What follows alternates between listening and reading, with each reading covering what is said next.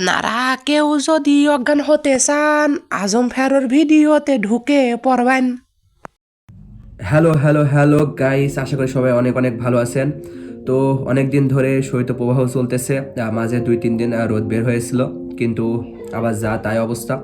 সকাল থেকে ভাই ঘর থেকে বের হয়ে যাচ্ছে না, মানে এত শীতের জ্বালা আর কি। এমন শীত যে শীতের চোদনে আমরা দাঁড়াতে পারছি না। তো আজকে আমরা একটা ভিডিওতে রিয়াকশন দিতে চলেছি বাংলাদেশের ইউটিউবের জনক লেজেন্ড সালমান মুক্তাদিরের ভিডিওতে। তো সে সবসময় আসে না, যখন ভিডিও নিয়ে আসে তখন একেবারে মানে ফায়ার আগুন ধরায় দেয়। তো তার একটি রাজনীতি নিয়ে ভিডিওতে রিয়াকশন দিব। চলুন ভিডিওটা স্টার্ট করা যাক। এই যে এত চুরি, ছিনতাই, ডাকাতি, দুর্নীতি, চাঁদাবাজি, এই সব কিছুতে তো আমরা অনেক আগে থেকে টপ এবং আগামীতে এই মুহূর্তে দরকার মুক্তাদিরের সরকার, এই মুহূর্তে দরকার মুক্তাদিরের সরকার। এলাকার ব্যবসায়ীদের থেকে পার্সেন্টেজ দাবি করা হয়, চাঁদা তোলা হয়। একবার আমাদেরকে ভোট দিয়ে দেখেন, ইনশাল্লাহ ইলেকশন শেষ হওয়ার আগ পর্যন্ত আমাদের ছেলেপেলেগুলো করবে না, তাই না? আমাদের দল নারীর অধিকার নিয়ে কাজ করবে, নারীর সুনিশ্চিত ক্ষমতা অধিকার করবে। এই তুই চিনোস আমারে? চিনোস? আমার সহযোদ্ধা ভাইদের গায়ে গুলি লাগবে কেন? দেশ নিরাপত্তাহীনতায় ভুগবে কেন? আগামীকালকে আমরা দলবদ্ধভাবে বাংলাদেশে একটা সুন্দর ড্রোন শো উদযাপন করব। আর কোনো মা যেন তার সন্তান না হারায়। আমরা কালকে স্কাইলাইনে যাব, আর সহ্য করব না। কালকে আতিফ আসলামের কনসার্ট হবে। পুরা আগুন ভাই, মানে একটা ভিডিওতে পুরা রাজনীতি দলকে খেয়ে দিছে, সব রাজনীতির দলকে। ভাই, বর্তমানে আমাদের দেশের নিরাপত্তার যে পরিস্থিতি, এ নিয়ে আপনাদের পদক্ষেপ কি? দেখেন, ওটা নিয়ে আমি আসলে কথা বলতে চাই না। আমি কথা বলতে চাই পেঁয়াজের যে দাম রাতারাতি বেড়ে গেল, এটা কি ঠিক?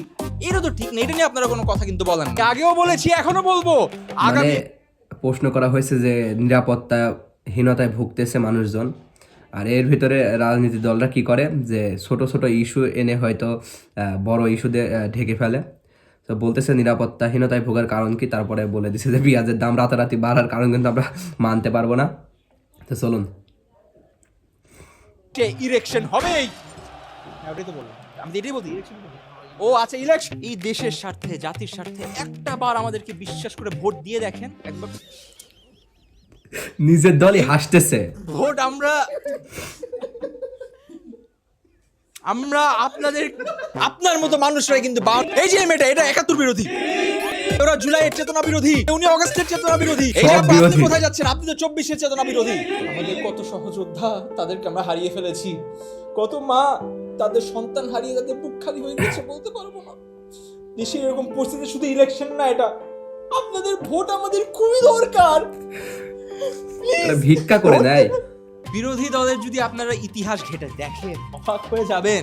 কি নোংরা রাজনীতি, কি দুর্নীতি। আপনাদের দলের কর্মীদের নামেও তো 120টা মামলা আছে। আপনারা অতীত নিয়ে পড়ে থাকলে হবে? আমরা কি আগাবো না? সারাক্ষণ অতীত নিয়ে পড়ে, এই জন্য বাংলাদেশ আগাইতে পারে না। উনি আমাদের দলের নেতা নন, উনি অধিনায়ক, উনি ইউটিউবের জনক, উনি এই দেশের সবচাইতে সুচরিত্রবান পুরুষ। মানে ভাই, চরিত্রবান বলার পরে পিছনের মেয়েগুলোর ভাবে সরে গেল কেন? লেজেন্ডরাই বুঝবে, শুধু কমেন্ট করে জানাবেন। যাই হোক, আমরা আবার ইয়াতে আসি। ভাই সব কেউ দেশের নিরাপত্তার কথা চিন্তা করে আমরা 3টা খুব গুরুত্বপূর্ণ ডিসিশন নিয়েছি। প্রথমে হচ্ছে আমরা এই ইসিবি চত্বরের নাম শেষ করে মুক্তাদির চত্বর রাখবো, কারণ মানুষ এটাই চাচ্ছিল। এরপর আমরা আন্তর্জাতিক মুক্তাদির এয়ারপোর্ট নাম এটা রেখেছি, এটাতে মানুষ তাহলে আমাদের ইন্টারন্যাশনাল এক্সপোজার পাবে। এবং তৃতীয়ত, নিরাপত্তার জন্য সবচেয়ে ইম্পর্টেন্ট, পুলিশের কাপড়ের রং চেঞ্জ এবং পিঙ্ক কালারের হাফ প্যান্ট, যাতে পুলিশ ভালো পারফর্ম করে। মানে এই লাস্ট কথাটার ভিতরে সব কটা দলকে একেবারে খেয়ে ফেলছে ভাই। ভাই দলের নাম আমরা ঠিক না। দলের সাথে আমার আর কোনো সম্পৃক্ততা নেই, আমাকে ক্ষমা করবেন।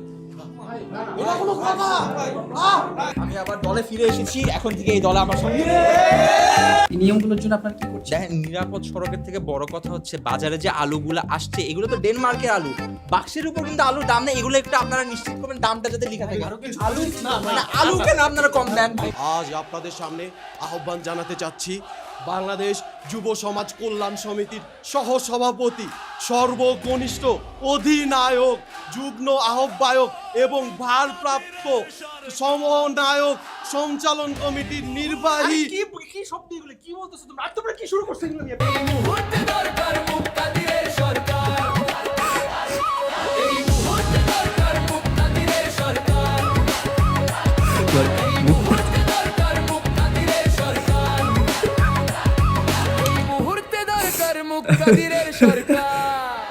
তো ভাই মানে আলাদা রকম ফ্লেক্স আর কি।